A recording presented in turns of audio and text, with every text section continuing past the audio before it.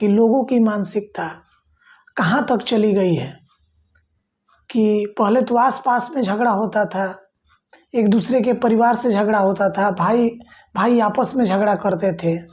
लेकिन क्या कभी ऐसा भी होता है कि अपने देश के किसी सम्मानजनक पद पर बैठे हुए देश के किसी ऐसे नागरिक को हम गाली दें?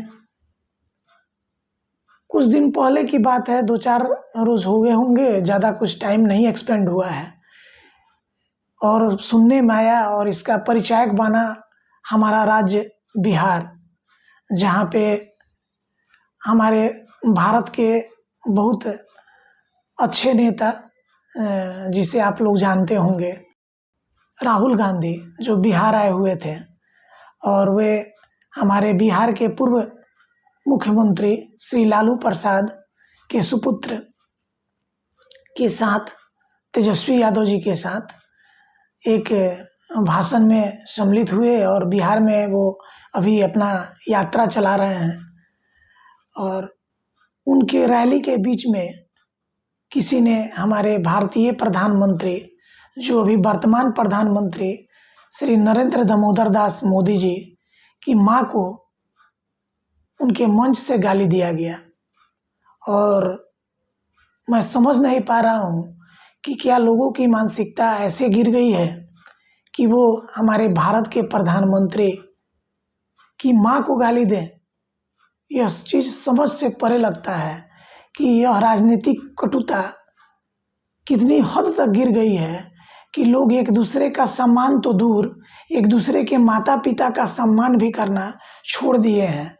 और जब ऐसे बड़े नेता के मंच से इस तरह का कोई व्यक्ति दुस्साहस करता है और वह हमारे भारतीय प्रधानमंत्री की माँ को गाली देता है, तो और कुछ बचा नहीं रह जाता है।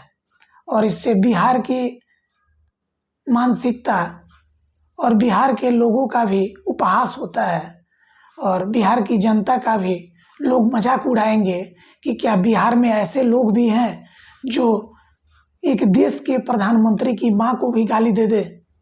मुझे तो शर्म आती है, मैं खुद बिहार से हूँ और मुझे लगता है कि बिहार में ऐसी मानसिकता वाले लोग को या तो ले जाकर सीधे पाकिस्तान छोड़ देना चाहिए कि उनको समझ में आ जाएगा कि गाली का क्या असर होता है और गाली की क्या सज़ा होती है। और हमारा देश भारत बस कोई किसी को गाली दे देता है और कुछ दिन बाद वो सोशल मीडिया पे आके माफ़ी मांग लेता है कि मेरे शब्द बहक गए थे और मेरा लिप्स स्लिप कर गया था, जिसके कारण मैंने ऐसा कह दिया, या तो मैं उस समय होश में नहीं था या मुझे बहुत ज़्यादा काम का फ्रस्ट्रेशन था जिसके कारण मैंने ऐसे शब्दों का इस्तेमाल किया। और कुछ दिन बाद पता चलता है कि उसे माफ़ी दे दी जाती है। यह माफ़ी ही उसे अगले गाली के लिए तैयार कर देती है ताकि वह फिर किसी बड़े व्यक्ति, किसी सम्मानजनक पद पर बैठे ऐसे इंसान को भी गाली दे दे, क्योंकि उसे तो माफ़ी आसानी से मिल जाती है। अगर वही माफ़ी की जगह उसे कोई कठोर सज़ा मिल जाती, कोई कठोर दंड दिया जाता, तो ऐसा दुस्साहस वो फिर कभी नहीं करेगा। और उसे देखकर भी उसके आसपास के, उसके समाज के या उसके राज्य के या पूरे देश का कोई भी व्यक्ति ऐसा दुस्साहस नहीं करेगा कि वो किसी सम्मानजनक पद पर बैठे हुए किसी व्यक्ति के माता को गाली दे दे। नमस्कार दोस्तों, मैं राहुल के श्रीवास्तव। आप समझ गए होंगे कि आज आप सबों के बीच में मैं क्या अपना मैटर लेकर आया हूँ। हमारे देश के यशस्वी प्रधानमंत्री नरेंद्र मोदी जी की माँ को राहुल गांधी और तेजस्वी यादव के मंच से किसी ने गाली दे दी। मैं उसी बात को आज लेकर आया हूँ आप सबों के बीच में। और आप सब सोचिए कि क्या यह बात सही है कि ऐसी मानसिकता वाले लोग किसी के माँ को गाली दे दें और देश उसे देखता रह जाए और उसके गलती को सिर्फ एक माफ़ी मांग ले और उसे माफ़ कर दिया जाए। क्या यह उचित है? आज यह सवाल मैं आप पे ही छोड़ता हूँ कि ऐसा न हो कि हर कोई, आप देखते होंगे कि बहुत बार ऐसे नेता लोग या ऐसे कोई व्यक्ति किसी भी आदमी को कुछ बोल देता है और बाद में वह सोशल मीडिया पर आकर हाथ जोड़कर माफ़ी मांग लेता है और उसे आसानी से माफ़ कर दिया जाता है।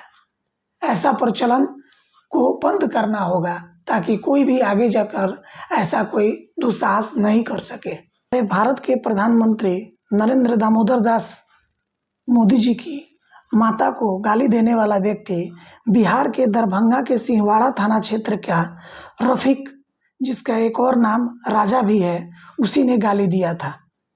और इस गाली को लेकर सिमरी थाना में एक एफआईआर भी दर्ज हो गया है और इसको लेकर फेसबुक पे और सोशल मीडिया पे बहुत तरह के पोस्ट किए गए हैं, जिसमें बहुत लोगों ने कमेंट भी किया है। मैं उनके कमेंट को आपके बीच में रखना चाहता हूं। इसमें एक पुरुषोत्तम बंसपाल जी हैं जो लिखते हैं कि उस आदमी को गिरफ्तार करो जो इसका संयोजक है। क्या राहुल और तेजस्वी की मंजूरी के बिना इनकी इतनी औकात है? यानी ये पुरुषोत्तम बंसपाल जी कह रहे हैं कि किसी के मंच से खुलेआम प्रधानमंत्री जी के माता को गाली दे देना, इसमें क्या सह राहुल गांधी और तेजस्वी जी का नहीं हो सकता है? तो इस इंसान को गिरफ्तार करने से बढ़िया है कि राहुल गांधी और तेजस्वी को गिरफ्तार किया जाए, ताकि कल हो के कोई उनके मंच का इस्तेमाल ना करे।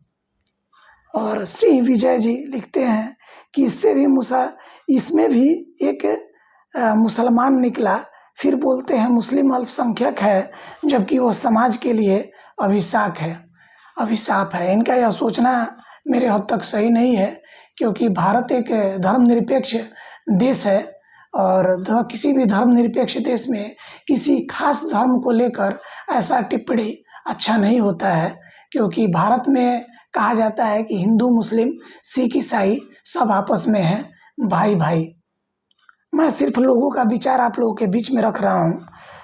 कन्हैया राय जी लिखते हैं कि जिस तरह से मुस्लिम समाज के लोगों सोशल मीडिया को लेकर हर जगह मोदी और भाजपा का विरोध में मुंह में कुछ करने लग रहा है, इससे काफ़ी दुखद है।